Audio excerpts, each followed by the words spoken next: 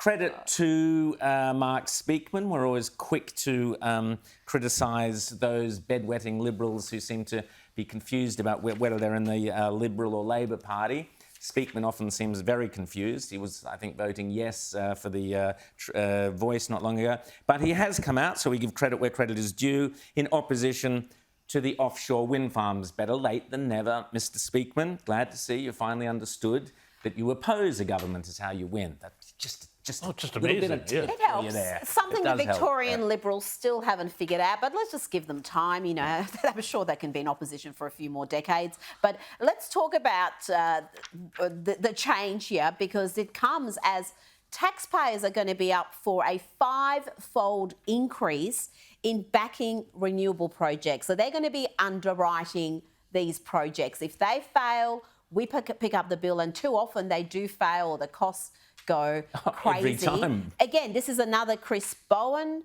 ideological There's a lot of detail in this plan here too. People need to understand what Chris Bowen has proposed here. You know, and there's a number of things here that are worrisome, including the fact that it's written in such a way that we will never know how much is being charged to the taxpayer, because it's all commercial in confidence for these bids that the renewable companies get to say, oh, well, you need to give us this much so that we can have a guaranteed return.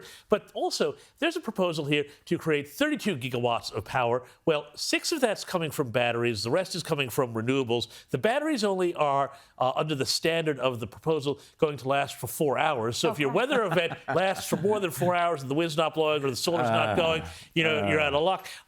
It is shot through with economic idiocy, and it is simply doomed to fail. And I think part of the plan here, too, is to create another situation where, because of market interventions, it makes the renewables look cheap so that nuclear winds up being priced out of the game. This is what the game is about. But the consumers end up paying. You'll just pay for it through your taxes. And taxes or your bills.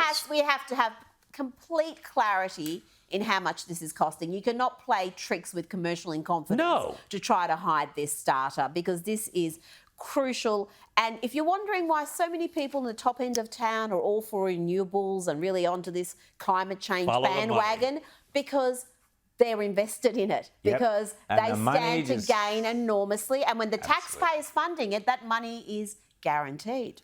You take any current Albanese government policy and you've got the 3 I's.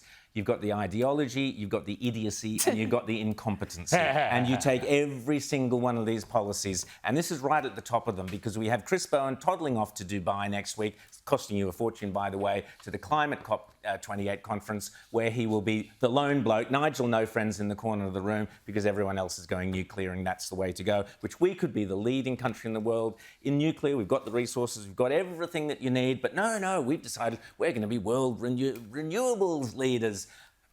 Complete disaster. As Rita says, the numbers simply don't add up.